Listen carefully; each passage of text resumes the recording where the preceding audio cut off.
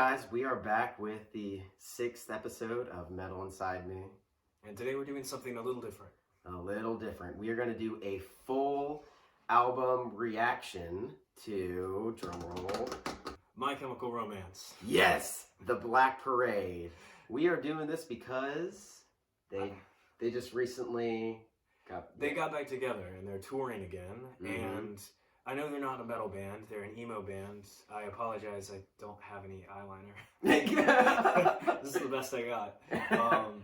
But Connor has never actually listened to this whole record. So we're going to have him react to it and review it. I've heard it before. And in between each track, he's going to give his review of the songs. And we're going to have a discussion between someone who is just hearing them and someone who listened to them a lot when he was a teenager. Yeah, so this is going to be pretty exciting.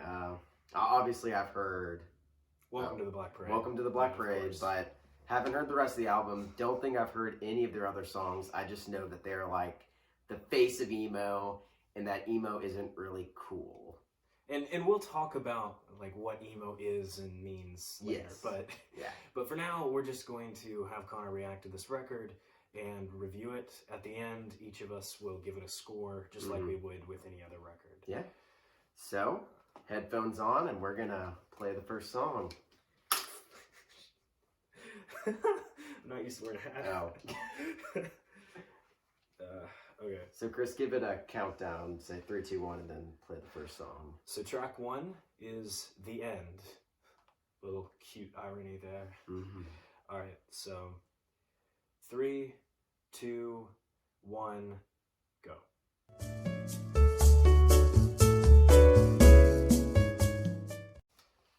Woo. All right. That serves as the intro to the next song, as well as the album in general. Okay. So, Connor, what do you think about that? The end. So my initial reaction, I do like it, and so I don't really even know what emo music is. I know it's a weird mix of punk rock and metal-y themes and instruments, but I like it. His voice is definitely a little annoying. Come on! But yeah, I mean, wasn't bad. Yeah. Okay. Yeah. All right. Well, yeah. What do you think? Okay. Good introduction. You know, we betrayed ourselves by stopping because I want to talk about that a little more after we listen to this next one. Okay. We'll jump right into the next end one. is effectively the intro to Dead, which is the next track. So track 2, Dead! Exclamation mark. Okay, here we go. Count it down. 3, 2, 1, go.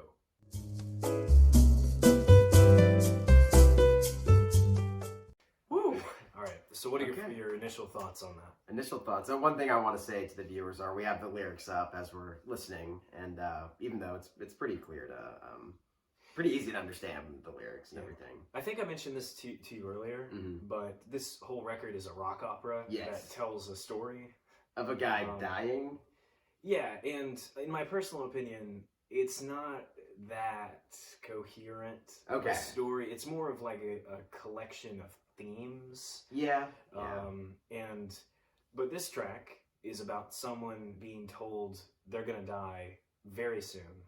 And also, it seems like whoever's singing doesn't like this person. You know, I mean, some of the lyrics were like, no one liked you anyway. Well, I think that's just getting into the head of the person who's dying. Yeah. No. I see. They're thinking no one ever had much nice to say. I think they never liked you anyway. It's kind of like it's just some of like the depressed thoughts of someone who just found out they're going to die at a young age. Of like, there's another lyric in here of "you never got to fall in love," and it's about dying before you've really even gotten to live your life. Yeah. So my question to you is, did you expect a song that is that happy and melodic? Yeah. I had no idea what emo music really sounds like. This is way more upbeat and like happy rock than I was expecting. So disclaimer for anybody who's about to like skin us alive. I know that there's a lot of argument over what emo music is, And we'll get into that at a later time. But for all intents and purposes, we're just going to use emo as the name for it right now. Okay. And so how do you feel about the contrast between the way the music sounds and what the story the lyrics are telling actually is? Oh, I love when they do that. Yeah. That huge contrast between sad lyrics and happy music, or happy music and sad lyrics. Yeah. I love when that happens. Yeah. So in my opinion, part of what makes this record so good is that it has all of like the emo stereotypes of like sad lyrics and, you know, wishing you had been in love and all this sort of stuff. But the music is so grand. Yeah. And operatic. Mm-hmm. And it has that like classic rock and roll style plucky guitar. Yeah. I do really like the guitars in this. Crunchy distortion, and it has a really good solo in it. Mm-hmm. Yeah, so again, his voice, little bit annoying, just a tad bit, it's but just nasally. It's just because someone's voice comes off a little bit like that, it doesn't turn me off immediately to the music. Yeah. Because there's a lot of artists I like who kind of have that weird thing about their voice that makes them not sound like a super pretty voice, like Avenged Sevenfold, but I still like love his voice and like the way it sounds with the songs. Yeah. And something that My Chemical Romance has going for them is that none of the band members on their own are particularly talented. Like, they're very talented, but none of them are like virtuosic. Yeah. But when they come together, they have like this presence that makes them like stars, you know? Sure. So anyway, we'll move on to the next track, which is This Is How I Disappear. All right, let's do it. Count it down, Chris. Hold on a second. All right. 3, 2, 1, go.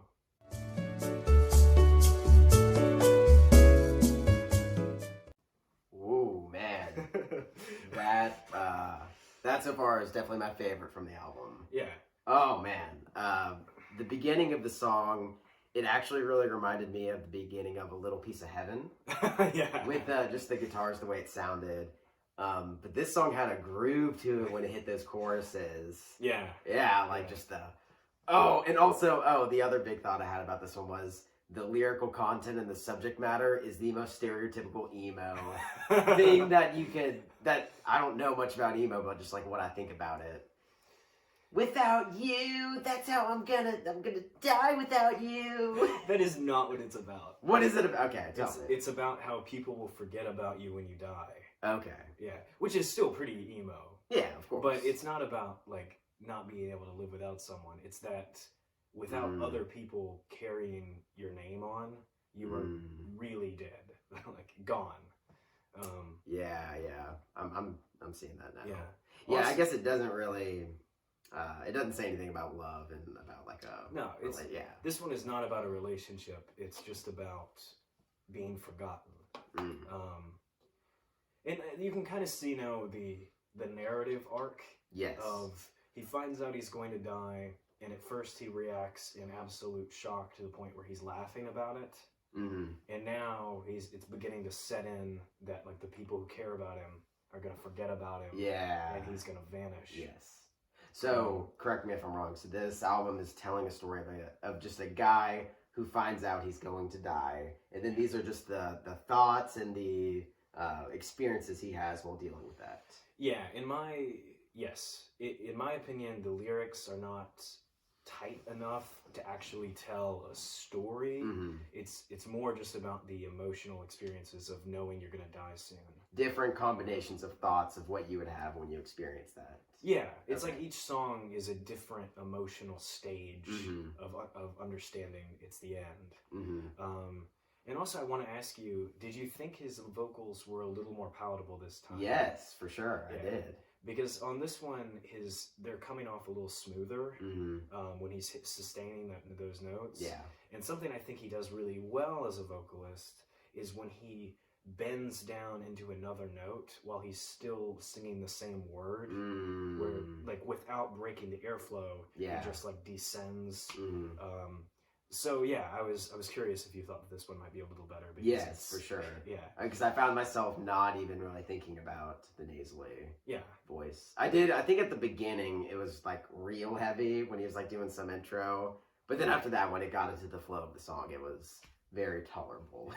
Yeah. Yeah. All right. All right. Well, and the next song is The Sharpest Lives. The Sharpest Lives. All right. And this one, if I have to say, is a little more.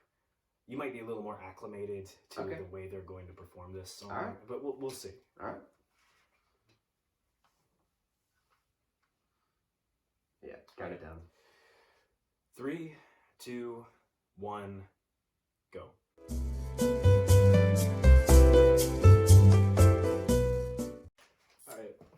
All right. How do you Initial feel about thoughts. that? Yeah. So I see what you meant, that I might be more acclimated to it because the beginning was very heavy on the weird thing he does with his voice. I can't imitate it, but additionally, this one is more of a straightforward rock song than a lot of what else you're going to hear on this record. Yeah, it's basically driven by a guitar riff, and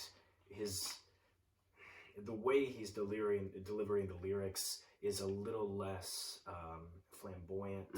It's which is fitting with the theme of the song. Yeah. So what do you think the song is about? All right. What did you get out of it? What I got out of it. So we talked about being on a bender. So my initial thought, don't know if this is right, but it was that now that he knows he's gonna die, it's time to party, time to live it up. You know, I'm gonna die soon, so just got to do what I can to make this life worth it. Yeah, and there's another layer, and obviously I'm not the definitive source on what these songs mean, but I think that what most of the song ends up being about is pushing the people who do care about you away. For example, there's the line in there that when you first read it comes off as super dramatic about Romeo dropping the dagger and having the blood on his hands instead of killing himself with her. Yeah. Which is just like a super dramatic way of talking about the fact that our protagonist is pushing his loved ones away and is basically just drinking himself almost, to death. Yeah. So okay, so it's not so much of a party as, well, I don't want to hurt the people close to me since I'm gonna die. Push them away, and I'm just gonna numb my pain. Yeah, and it's a nice contrast to the last song, which acknowledges that people care about you, but that they're going to forget about you. So yeah. And then the last thing I was gonna say is similar to the previous song, the choruses were very catchy and very. I was just about to say, I don't think that there is a chorus on this record that isn't catchy. Okay. So guys, the next song is "Welcome to the Black Parade." Fair warning, I'm going to be doing weird headbanging and just like, I do really love this song. Yeah, this is the one song we both heard. It's our, it's the emo Bohemian Rhapsody. Exactly. I mean, this is a song that everybody's heard and likes. Yeah. And they don't even like emo or metal or rock. But I remember exactly where I was the first time I heard this song. Oh, really? Where? Yeah. I was in a hard rock cafe when I was a little kid. I have no idea where I first heard it. It could have been probably. I'm sure it's on a movie somewhere. I don't know. Probably, I don't know. But everyone's heard the song. I already know it's fantastic. So let's rock out to this. Yeah, and the video will be on my phone, and I don't know why I'm telling you that, but but we will also be reacting to the video that's playing. So we'll make some comments on it.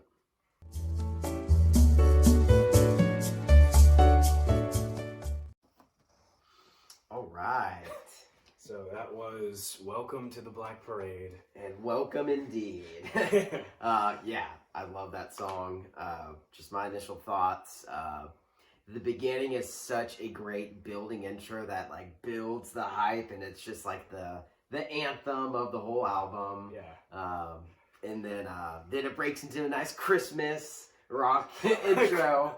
I always think of Christmas music right when they begin that. It's because of the bells. Yes, yeah, that's probably why.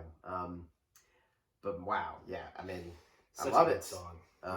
And my initial thoughts on what it means now, given the context, it sounds like he's actually starting to have a happy outlook of his death. Question mark? So this one you might even say is written from the perspective of all the people he just pushed away. Oh. That he's like, it's sort of a response to the last two songs, that we're not going to forget about you, and we'll carry on with your memory even when you're gone.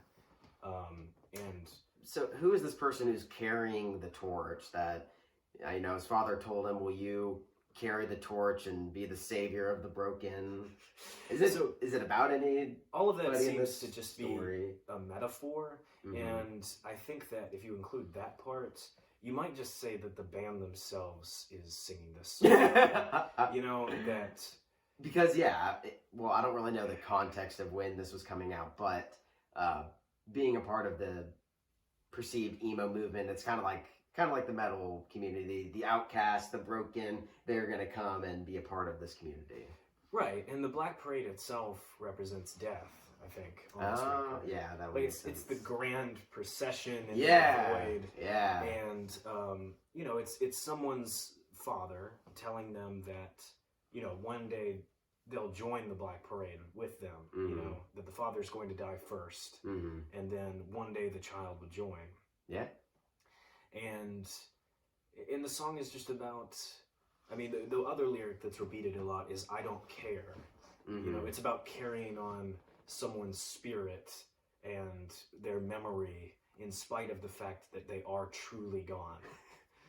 I'm starting to laugh, Chris, looking at you. Like you, with the bangs down in front of the hat, he literally just went back like 5 years in age. Yeah. You went from looking 23 back down to 18. Yeah. All right, what do we got next? We have I Don't Love You. Yeah. Now, this one is probably the most emo of all the emo songs on this film. And it doesn't say it here, but the subtitle, like in parentheses after I Don't Love You, it's I Don't Love You, I Promise. Oh my god. That sounds very emo. Let's get into this. Yeah. Count it down. And this one has a video too that you probably haven't heard. So if you want to look at it, you're welcome to. Let's do that. So anything to comment on the video from the last song? I've seen it a million times. Yeah, I think it just represents exactly what we just talked about with the story. The one question I would ask you is, do you appreciate the theatrical nature of it? Yeah, I do. They're wearing marching band stuff. It's all in black and white, and they look very emo.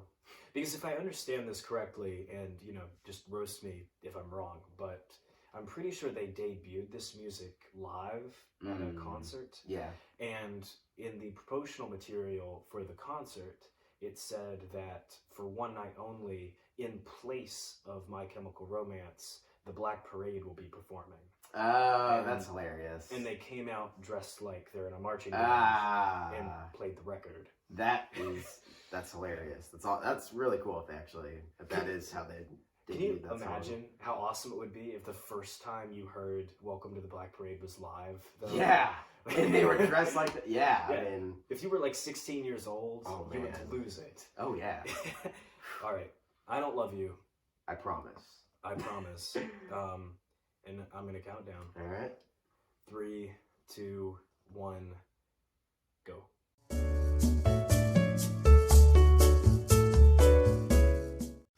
All right. So what do you think? I Don't Love You, I Promise. Definitely the most emo.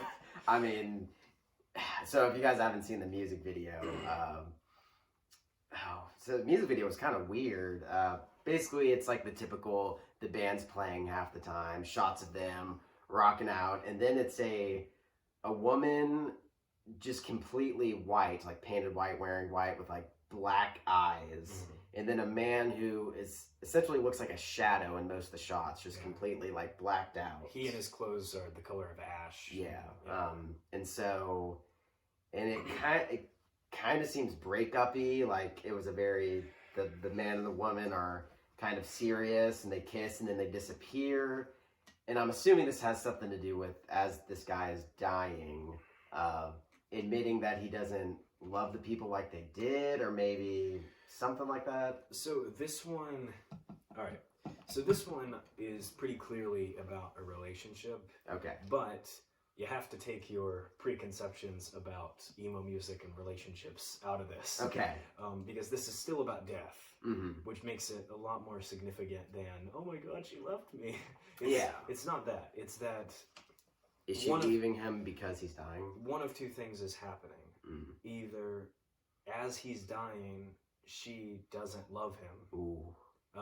It seems clear to me that, especially with when you get to the chorus, which is that when you go, would you even turn to say, I don't love you like I did yesterday? Which is him saying, do you have the gall to be honest enough to just say, I don't love you while I'm dying, you know? It's actually much more significant than just a breakup. It's okay, because I'm starting to think, so this is written from the perspective of someone who's dying. Someone who's dying probably feels bad for the people who have to be around him, family, and like a relationship. Because you'd feel bad. You'd be like, no offense, I bet you don't love me like you used to. Yeah. Like, this sucks for you. Yeah, you know? The whole song seems to be about him pleading with his significant other for her to just tell him the truth, which is that she doesn't love him anymore because he's got cancer or whatever, you know? It's... Yeah. Well, I'm assuming he has cancer because 2 songs away, there's a song called Cancer. So, yeah. So, spoiler alert, I'm guessing the guy who's dying in this story has cancer. Yeah. The next song is House of Wolves. Ow! All right. All right, we ready for this? Yeah, let's do it.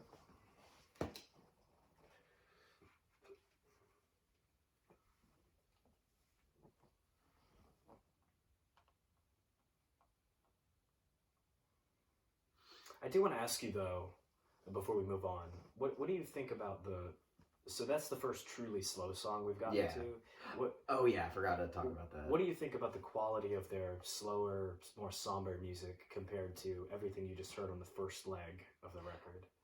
The quality of music is perfectly fine and good, but I definitely didn't like that song as much as the others. It didn't, I don't know, it didn't make me get super into it. Because, I mean, it's not like a really good slow song that makes you, I don't know. It's just fine, you know, just like a slower rock song. Yeah, we're trying to get honest reactions here. We don't need you to... No, we're not. I'm giving my honest opinion. I'm not going to say I love every song. So now we're going to House of Wolves.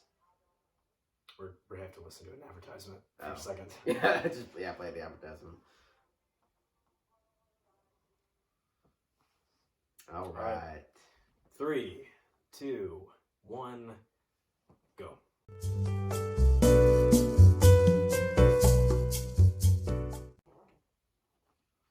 Oh man, that one was definitely one of the more just fast paced and it brought the energy back up.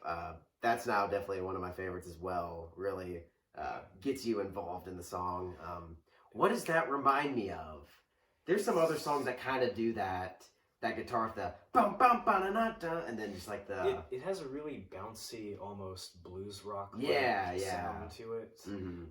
But like the faster, like the early rock and roll kind of stuff. Bouncy, that's a good word for it. And the drums complement that in that he's doing all these rolls across where, you know, it sounds like something's tumbling. My initial thought of the lyrical content is simply that these are feelings that he's going through as he's about to die. Like, okay, so like guilt and am I gonna die a good person? Tell me I'm an angel. Well, actually, just tell me I'm a bad man. I did all this bad stuff. Yeah, it's about considerations of judgment. Not just even in the religious sense, but also in the sense of the way people around you are going to think of who you were, you know? Which I think is like the primary meditation of the entire album. Is he's just going through like, man, what are people going to think about me, you know? So this is a song about judgment. Yeah, I liked it. Yeah, Liked it a lot. so there you go. Bringing the energy back up from I Don't Love You. And now we have Cancer, the song. And I don't know if I really need to telegraph this to you, but this is not a particularly happy song. Yeah, I kind of guessed that. Yeah. And here we go.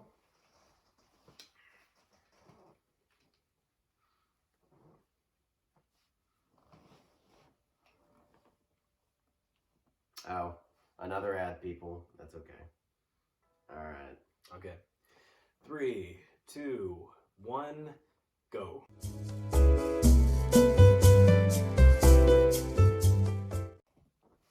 Yeah. So that was good song. Your slow ballad. Yeah. Slow ballad. Obviously this is about him coming to terms with he's dying very soon, and just the very sad emotions about how hard it is to tell all of his loved ones goodbye. Yeah, this one is.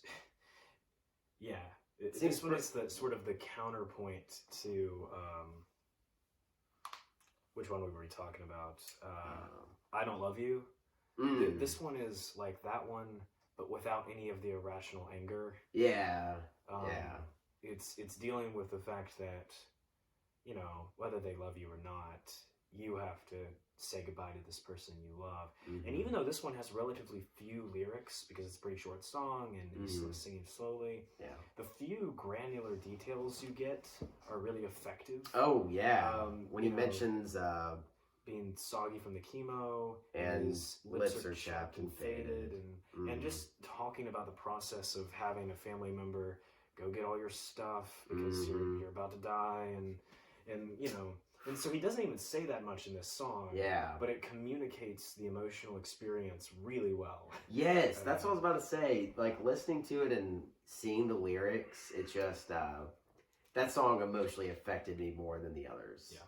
Well, it's not like my favorite song on the album to rock out to or whatever, but yeah, definitely a more emotional song. Yeah, and I think that part of the reason why this one cuts so hard is because this one has no metaphors at all. Yeah. It's straightforward, yeah. There are no vampires. There's no metaphorical house of wolves. This one is just, I'm having chemo treatments and I'm not going to make it. And I'm so, you know. Yeah. It's so, yeah. But I will go ahead and say that that's about as sad as it's going to get. Okay. I'm seeing the lyrics for the next song. Yeah, this doesn't seem sad. It seems back to the anger. This one is one of my favorites. Oh, okay. All right. Because it is so weird. Oh, okay. This one is different from the other other songs on the record. Okay. It has some cabaret influence. Oh. And you should hear it. All right. Let's do it. This is Mama.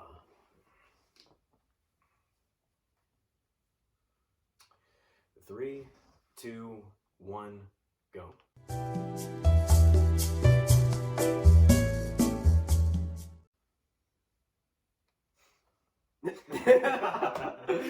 Oh, yeah. How do you feel about that? Oh, I love that. Yeah, that's one of my favorites on the record. Oh, man.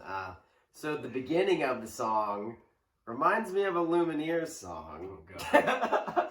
Yeah, but it's just like that funky... The guitar style is called La Pompe. Okay. And it's used in gypsy jazz. Oh, wow. Yeah. Which is where you get a lot of the sounds that appear on that record. Yeah. And the feature at the end is by a woman named Liza Minnelli. Okay. I've heard that name. Yeah, she is her own artist. Okay. But her part fits in so well. Yeah. Because it's this like, you could almost imagine like this withered old woman, you know, singing to the gypsy band. Yeah. And fantastic song. It had a great chorus that almost got back into the rock nature. But yeah, it's very different from all the other songs in the album. It's a sharp contrast to the last song, where you have very little going on musically and very few lyrics. This one we have a ton of lyrics, and it's the most musically unusual on the record. Yeah. Because the way that the rock elements are implemented are also excellent. One of my favorite parts of the song is when it goes back to the La Pompe verse, but they have the electric guitar in there too, just sort of like jolting up and down. Yeah. Do you know what the song means? So this one is extremely metaphorical too. Yeah. And could just be with the nihilism of dying. Hey, we're all damned anyway. So the story it's literally seems to be telling is about a soldier praying for forgiveness from his mother, but since the song sounds like a carnival ride through hell, yeah, it has that carnival sound to it. I think it's just supposed to be a metaphorical, like, you know, this is one of those wild low points. Yeah. Where, you know, maybe our protagonist is delusional and is, you know, yeah, foggy in the head and is just thinking about, you know, forgiveness and all this sort of stuff. Yeah. Which would be consistent with House of Wolves. But this one is just musically weird. So weird and so fun. Yeah, definitely fun. Yeah. All right, next we have Sleep. This is the 10th track on the album. Yeah. We have four tracks to go. We're not going to listen to Blood, which is a bonus track. Oh, yeah. We're just listening to the straight album. In my humble opinion, famous last words is where the narrative ends. Okay. So, and I think that'll be clear to you when we get to it. So. All right, Sleep. Sleep. Yes, another ad! I love it! All right, here we go. Could you even tell what that ad was for? No, what was it? That's how bad advertising is. It was for Alexa. Yeah, Amazon, man. All right. 3, 2, 1, go.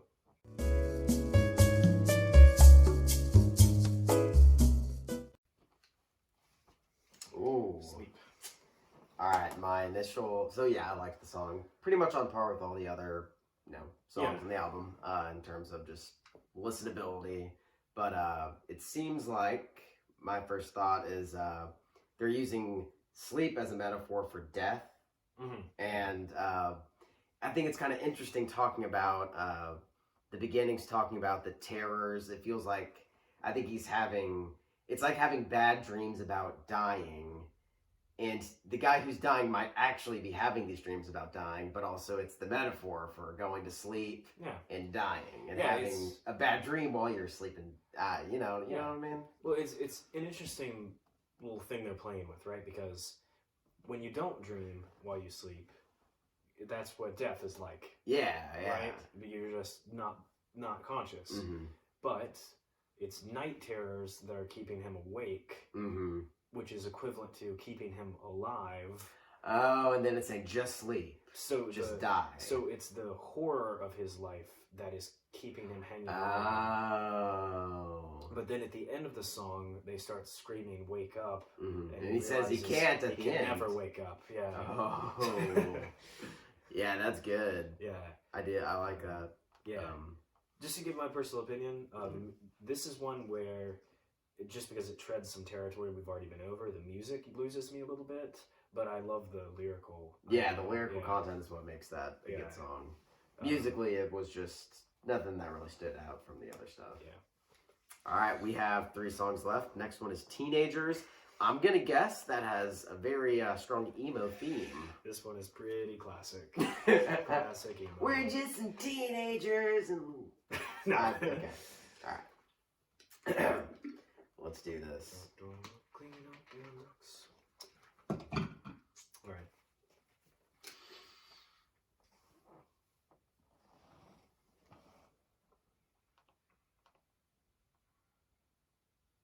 All right.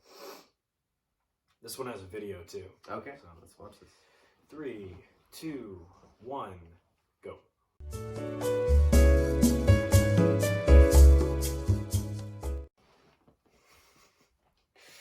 Wow, that is a very emo song.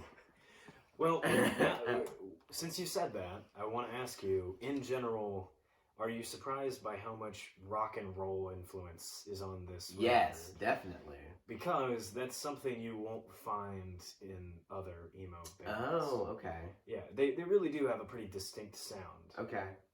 And it's pretty unusual to hear a 2000s rock band play guitar solos with that particular tone, in blues scales, with those plucky riffs. Yeah. And on a different topic, So this is the one song on the record that completely breaks away from the narrative. I was about to say, I was looking for some meaning that had to do with the narrative, and it seemed like a teenager anthem. This one is about adults having an irrational fear of teenagers. So it's... But yeah, this one breaks completely away from the narrative, and you can only fit it in tangentially. Be like, oh, this is something the guy who's dying experienced. Or just, you know, associations between young people and, like, darkness in general, or rebellion. You know, it's whatever. But this one was one of the singles and was a big classic for MCR fans, so... Okay. Guys, we have 2 songs left. We have Disenchanted and Famous Last Words. Famous Last Words, what a good way to end an album about death. All right, so we have Disenchanted now. Disenchanted.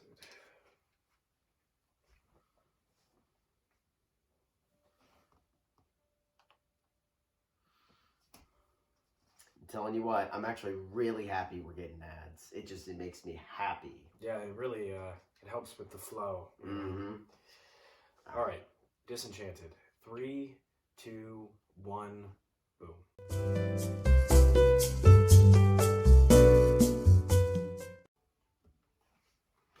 Now I'm gonna go out on a limb here and say this song has something to do with death.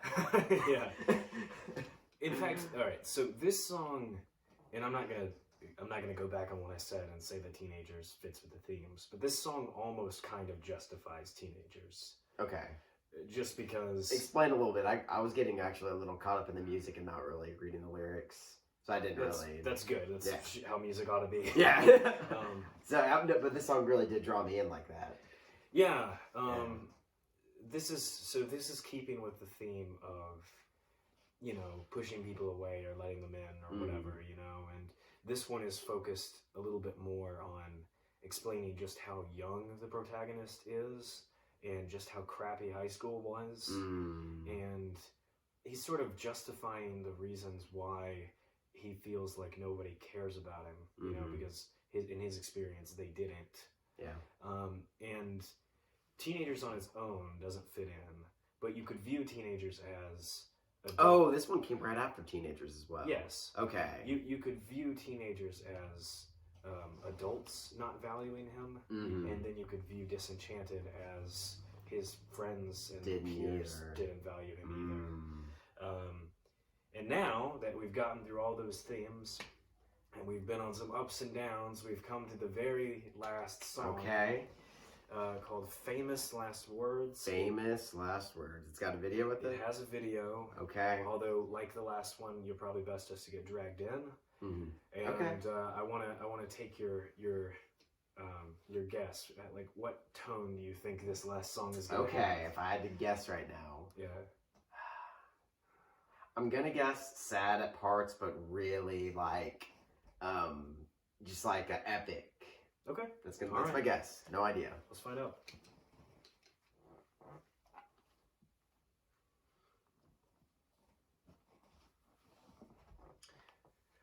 Famous Last Words. 3, 2, 1, go.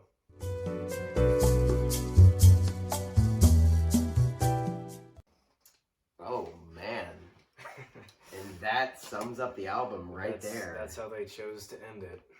Which is why I don't want to play the bonus track. Yeah, no, that is the song to end the album, obviously. Yeah, it's the natural conclusion of his story. Yeah.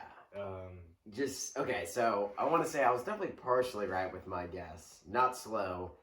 Epic, I was thinking more in a way of Welcome to the Black Parade. Yeah. It was, the ending, I would say, was an epic ending with the belting of the chorus, which sums up the story, but I would say this was a more fast and harder song. Yeah, this one was a little more hard-edged. Yeah, the guitar. The guitar. Yeah. Yeah. No, I love that song. I love the way it ends the narrative, because it doesn't give you any resolution on whether or not he dies. It just tells you that he's not afraid to keep living. Not afraid to keep living, but also I would take that as he's not afraid to die, with the I'm not afraid to walk this world alone, like passing into the next whatever. Yeah, and it makes clear that something that in the second leg of the album he touched on a lot was that he doesn't feel like other people value him. Mm-hmm. And at the end, he realizes that his life is worth living in and of itself, and that he's not afraid to live, and he's not afraid to die, and it's beautiful. Yeah. All right, so songs that stood out to me. My favorite is "Welcome to the Black Parade." That was definitely my second favorite. "Mama" is up there, and so is I think it's "Dead." Yeah, those were definitely the standout tracks for me. Yeah, those are mine as well. The only one that I would add is I personally like "The Sharpest Lives" as well. But yeah, "Welcome to the Black Parade" is the best song. Mm-hmm. "Famous Last Words" is second best, and then beneath that you have "Sharpest Lives," "Mama," and yeah. I mean, there was no songs that were like bad. Yeah, it's a good. There's some that I didn't care that much for, but but none of them are like painful to listen to. No. It's like. Well, I guess we'll get into right now. Me just giving an overall opinion of the album. So there's definitely songs that I didn't care as much for, and I'm probably not going to go back and listen to. But there's definitely songs on there I hadn't heard before that I'm definitely going to go listen to again, for sure. I mean, the ones that I named as my favorites, those would definitely be ones I'd go back and listen to. And also, I'm surprised for a couple reasons. Number one, the lyrical content was really good. Yeah, tells a really good story. It makes you actually really think about what's going on. And then also, it didn't sound how I thought it was going to sound. Yeah. Very, very rocky. Because of all the metalcore bands that followed, like the sad boy metalcore bands. Yeah. Their image no longer suggests their sound the way it used to. Like when you see them in black suits with long black hair, or when they're wearing their marching band outfits, based on your personal experience with music, I assume you probably thought that it was going to be like sad boy metalcore. Yeah, Pierce the Veil. Like Pierce the Veil, or Sleeping with Sirens, or something. Yeah, exactly. And that's not the case at all. No. Do they still dress like that now? No. Okay. Okay, good. I was about to say, if he still has that haircut and eyeliner now, that would... No, they've all gotten a little too old for that. Okay, good. So, rankings, right? Yeah. So, rankings or ratings? Ratings. And so do we want to base it on just terms of enjoyment? I think that's the only fair way to do it. And of course, in that, you can take in the narrative and everything. That can all be part of your personal enjoyment. Yes, that's true. But I think that attempting to make it any less subjective than that is that's true. Silly. So I'd probably say solid 7.5 to 8 out of 10. I give it an 8. Yeah. Just like a firm 8. Because firm 8. Yeah. Okay. Because not every moment of the record gives you the same high as Welcome to the Black Parade or Famous Last Words. But none of it is bad. And I think that with the possible exception of Teenagers, it's a pretty cohesive record. I think that they succeeded in making a rock opera, even if they didn't succeed in making a perfectly coherent rock opera, So. Yeah, I definitely appreciate that. And do they have any other good albums? Yeah. Okay. They've made some other good music. So the next, if you're going to listen to any more of them, you need to go listen to 3 Cheers for Sweet Revenge, which is even more emo. But that sounds very emo. Oh, dude, when you see the record cover, the album cover, you're going to laugh your ass off. Okay. But it's just as good as the Black Parade, but it's different. And that's something you'll find is that all 4 of their major records, they've evolved and done something different, which is something I always respect in a band. My least favorite is the newest record, or I should just say the last record they made. It's not that new. It's not that new anymore. Yeah. It's been like a decade. Oh, wow. But that one is my least favorite, but it is not bad. And their first one, which has the absurdly emo title of You Brought Me, what is it? I brought you my love. You brought me your bullets, or Oh something. yeah. Oh, dude, this album is old. Yeah, 2006. That's 14 years. So that's something else we have to take into account. My rating is still an 8. Yeah. But this holds up remarkably well. Yeah. This is 14 years later, and it's yeah. Because think about like other 2006 music. You've Oh got like god, Evanescence, and Nickelback, Disturbed. Like yeah, it does not hold up at all. Yeah. And this record could be released now. Yeah. And this was totally Which is something. Which is, the fact that they're using various styles. They're incorporating, gypsy jazz and rock and roll, and then you have straight hard rock stuff, and his vocals are all over the place. Yeah, they are. It doesn't. He has a little bit of yelling in there, a little vocal fry. Yeah, it doesn't sound like it's from any time in particular. Yeah, it's true. So, yeah, and that sums up our first album review reaction. Live album review. Wow, yeah. So. Since it just dropped, we just had to make this reaction. Yeah, at the price of nuanced opinions, you get to see our faces. That's true. So, yeah. So whether if you're listening on the podcast in a podcast app, you can go to YouTube, and we have a video of us doing this as well. And yeah, if you guys have any comments, questions, tweet us or DM us on Instagram at @MetalInsideMe. And if you ask us any questions, we'll answer them. So, yeah, if you want us to do any specific stuff, request songs to react to, albums to talk about, all that stuff, just hit us up. Yeah. So, all right. That's it, guys. Cool. See you next time.